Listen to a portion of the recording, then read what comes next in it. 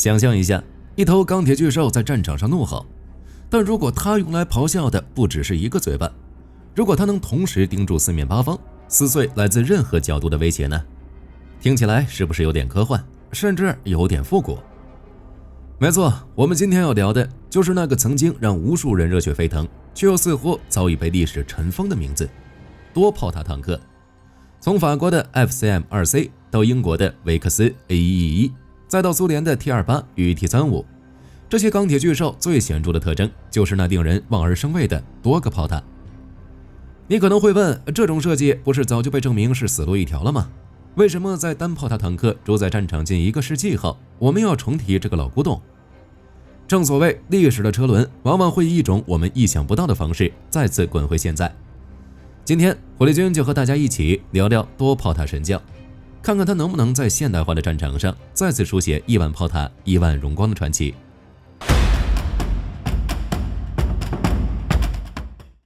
经过近1个世纪的沉寂之后，多炮塔坦克终于迎来新生。在坦克诞生初期，主要有2个发展方向：单炮塔神教与多炮塔神教。大家也都知道，火力军钟爱暴力美学，属于多炮塔神教的信徒。多就是美，大就是好。无论从哪个方向看，多炮塔都是比单炮塔好看，更别说还有侧旋骑士这种。无论是视觉效果还是声音效果，都是更霸气的攻击方式。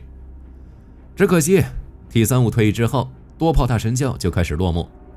美国在20世纪50年代研制的 T92， 在造出2辆样车之后也被终止。在此之后，各国都成为单炮塔神教的一员，仅剩的多炮塔信徒只能看着往日的辉煌，泪流满面。进入21世纪，这种情况有所改变，多炮塔神教已经复苏。多炮塔神教落幕的最大原因就是指挥与防护问题。在20世纪初期，车长的协调指挥性很差。一战时期的 A7V 虽然有车长，但是没办法指挥自己所在位置之外的其他炮塔，大家都是各玩各的，机枪手、炮手各自为战，毫无协调性可言。当敌人出现在视线里，就立马开火，但车内环境太吵了，枪声、炮声都有。车长的指挥方式就是通过手势，碰见那些看不见车长的，那就简单粗暴地来上一脚。在20世纪30年代，还有一些成员通过肢体动作传递信息，比如车长踩一下驾驶员左肩，就是向左转的意思。车内通话系统出现后，坦克的协调指挥性直接拉满，这东西完全可以看作坦克发展史上最具革命性的装备。即使是在复杂的交战环境中，车组成员也能进行清晰的交流，车长的命令可以及时传达，坦克运转效率大幅提升。只是它并不能拯救多炮塔坦克，毕竟车长不是多眼怪，只有2只眼睛，一个人无法同时观察多个方向。连续传达几次命令之后，可能都无法准确掌握每个战斗方向的具体情况。单炮塔坦克就不一样了，只管一直往前冲，左右两边的敌人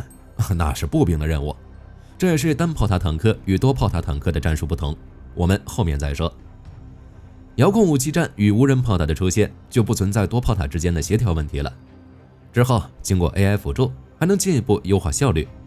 车长与炮手要做的就只是点个发射按钮，其他任务都交给坦克自己完成。多炮塔神教落幕的第2个原因则是防御问题。相比较单炮塔，多炮塔还要考虑成员的操作空间、炮塔以及武器装备的安装。如此一来，坦克的重量和复杂程度就上升了，能分配给装甲防护方面的重量也有所降低。从坦克机动、防护和火力这3大要素来看，多炮塔坦克就是以牺牲机动、防御为代价，大幅增加火力。最直接的例子就是 T35， 火力配置相当豪华，拥有5个炮塔，但这5个炮塔加上战斗室以及11名成员的体重，导致这辆车的战斗权重达到了高达50吨，没办法继续加装甲，装甲最后部分只有30毫米，被同时期的20吨的3号坦克碾压，更别说相同吨位了。苏联的 T28 防御能力仅依靠15毫米至30毫米的钢板，连37毫米高射炮都能将其击毁，甚至德军2号坦克上的机枪都能干掉 T28。T28 与 T35 的装甲厚度是根据20世纪30年代的反坦克武器制定的，但是在1936年破甲弹出现之后，反坦克武器的威力大幅增加，这就导致 T35 很不经打。在苏联卫国战争期间， T35 参加了莫斯科保卫战，由于防御上的问题，只能用来充当防御支撑点，发挥的作用并不大。在这个时期，装甲与反装甲的发展就是水多加面，面多加水。而50毫米、75毫米、88毫米反坦克炮的出现，逼着坦克设计师不断加厚坦克的装甲。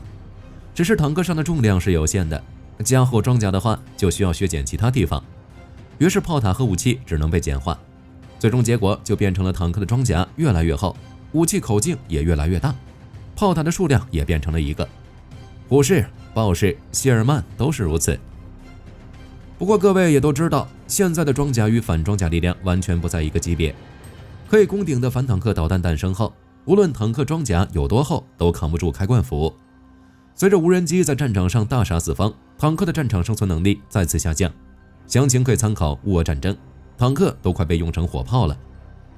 既然坦克在反坦克面前越来越脆，那么多炮塔带来的缺陷也几乎可以忽略。装甲再厚都没用，那就削减装甲，仅保留有限的防护，保证机枪与炮弹破片不会伤到坦克就行。无人炮塔也可以节约一部分装甲重量。如果以现代技术设计一款类似 T35 的坦克，成员可以压缩到4至5人，也就是车长、驾驶员、炮手以及1至2名武器站操作员，加装多个武器站，可以应对来自不同方向的小型威胁目标，以主动的方式提高生存性。即使不这样做，多炮塔坦克也已经重生，就比如梅卡瓦 MK4 与梅卡瓦5也可以算作多炮塔坦克，甚至 T14 也是如此。只是与之前在炮塔周围加装武器不同，现代坦克都是在炮塔顶部加东西。看到多炮塔坦克的未来，火力军觉得很开心。毕竟就坦克的发展路线来看，多炮塔并不算错。与单炮塔坦克相比，二者仅仅是战术上的不同而已。多炮塔坦克的诞生还要追溯到军舰身上，当时各国都在军舰装备了多门火炮，而有一些坦克设计师喜欢将军舰上的一些技术拿到坦克上，看到军舰那么猛，就开始动歪脑筋了。当然，在那个时期，火力就是王道。在早期作战中，坦克就是用来伴随步兵作战，应对敌方步兵的。打仗的时候，步兵的速度一个比一个快，跑得慢就要挂，加上人又多，坦克最看重的就是突击火力。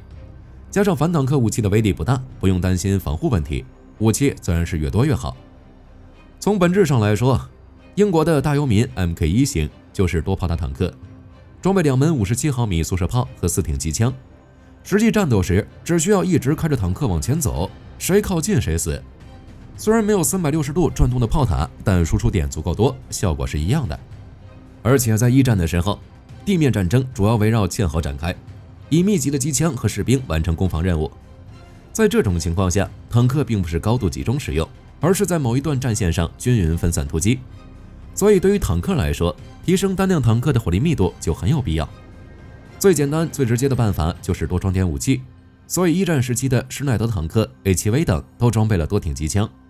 至于单炮塔的威克斯 MK1， 其本身定位是轻型坦克，7吨的重量，即使想要装其他武器也装不了。一战之后，坦克属于单炮塔与多炮塔并存，在战术的探索上也出现了分歧。一部分人认为坚持大兵团阵地战模式，另一部分则重视装甲武器快速穿插。前者注重单辆坦克的火力输出能力，希望坦克带领步兵固守阵线或缓慢平推对手；后者则是以多辆坦克组成进攻兵力，从一个点上快速进入敌人后方，之后左右穿插，孤立敌人的一线部队。在前者的影响下，多炮塔坦克又坚持了几十年，其中苏联就是其中的佼佼者，相继推出 T28、T35 等坦克。但战场环境变得太快了，在当时那个时代，多炮塔坦克是注定要被淘汰的。坦克刚投入战场时，没有步坦协同战术，坦克和步兵各打各的，坦克需要独自面对各种威胁，这也是多炮塔坦克能够发展的重要因素。但是在一战后期，各国就开始研究步坦协同战术，战后又花费了多年去完善。有了步兵协助后，坦克成为火力输出的重心，步兵一定程度上取代了坦克辅助武器的功能，多炮塔就没有必要了。其次就是闪电战的影响。在二战期间，德国用战绩证明什么才是坦克的真正用法，拿下波兰与法国的时间太快了。在这个时期，坦克的作战方式已经从反人员与火力覆盖转变为专职机动反装甲，任务不再是配合步兵扫荡，而是摧毁敌方装甲目标、堡垒、坚固工事等，为步兵推进扫清障碍。这样一来，为了那几挺机枪而造成坦克重量增加，完全没有必要。德军发动闪电战的时候，使用的2号、3号、4号和 38T 坦克都只有1个炮塔。如果二战期间没有闪电战，地面战争模式依旧按照一战的模式打，即使多炮塔坦克存在缺点，也不会像现在这样直接沉寂近1个世纪。对于单炮塔来说，从法国雷诺 FT17 开始，坦克就开始玩旋转炮塔了，也就是360度旋转，攻击各个方向的目标。但多炮塔不行，不过炮多也能弥补这方面的缺陷。还有就是机械故障，就坦克来说，炮塔越多，出现机械故障的概率越大。就比如苏联的 T-35，实际作战时就有一部分坦克就是因机械故障不得不放弃，但只要性能足够好，这点小问题克服一下就过去了。只可惜闪电战为各国打开了坦克的新玩法，最终多炮塔还是被丢进垃圾堆。好在进入21世纪之后，多炮塔坦克的缺点不再是问题，神教迎来新生。这就有一个问题了，如果将现役主战坦克改装为多炮塔，能否适应现代战场？如果对多炮塔的定义宽松一点，那就不用改，大部分现役主力坦克都可以算是多炮塔。毕竟谁还没个遥控武器站呀？还有主动防御系统，一定程度上来说，也可以认为是小型无人炮塔。如果非要有那些圆圆的炮塔才算多炮塔坦克的话，那也没关系。以当前的技术来看，通过削减一定的防护，为坦克添加一座遥控武器、一座主动防御系统，或者添加几个小型炮塔，容纳额外的机枪、高射炮、反无人机武器等，完全不是问题，并且不会影响机动性，也不会增加成员。至于被削弱的防御性能，我们上面也聊了，这点装甲厚度不会影响大局，在无人机、反坦克导弹的攻势下都是一样被开罐。所以如果问多炮塔坦克能否适应现代战场，火力军的答案是肯定的，甚至说与一般的单炮塔坦克相比，优势更明显。反装甲力量发展太快的缘故，靠装甲提高生存能力的路已经走不通了，最好的选择就是为坦克加装更多的主动防御系统，防空机枪、反无人机干扰器就可以做到这一点。虽然安装更多的炮塔会影响隐蔽性，带来更大的维护压力，但是能够增加生存概率，肯定是不亏的。但是如果问多炮塔能不能改变现状，让坦克再次辉煌，很遗憾，不可能。海湾战争让我们看到了现代化战争到底该怎么打，这可以当做坦克无用论的佐证。毕竟地面部队就去打扫一下战场，没立什么功劳。战争打完一结算，空军得了 MVP。乌俄战场之上，双方都没有制空权，空军也没什么存在感，而是进行大规模地面进攻。按道理来讲，刚好能体现坦克的重要性。结果乌俄战争给人留下的印象不是坦克有多猛，而是那一辆辆坦克被开罐的画面。所以在2022年的时候，那些支持坦克无用论的人兴奋起来了，疯狂在社交媒体上发表自己的看法。坦克到底有没有用？火力军问一个简单的问题就行了：没有坦克，步兵靠什么执行地面攻坚任务？人海战术吗？一定程度上来说，当前的乌俄战线之所以一直僵持，主要原因就是双方的装甲力量不够猛。乌克兰这边缺少装甲战车，俄罗斯则是老装备太多，不堪大用，仅依靠无人机与火炮只能消耗对方的有生力量，除非双方差距太大，要不然很难突破敌方阵地。所以当前战场坦克依旧有用，只是不如过去辉煌，而这种情况不是一个多炮塔就能解决的。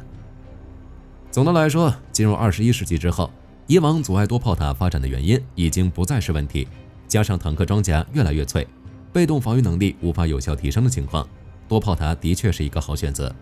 就是不知道各国怎么想了。好了，这期视频到这儿就结束了。各位觉得各国会重新研究多炮塔坦克吗？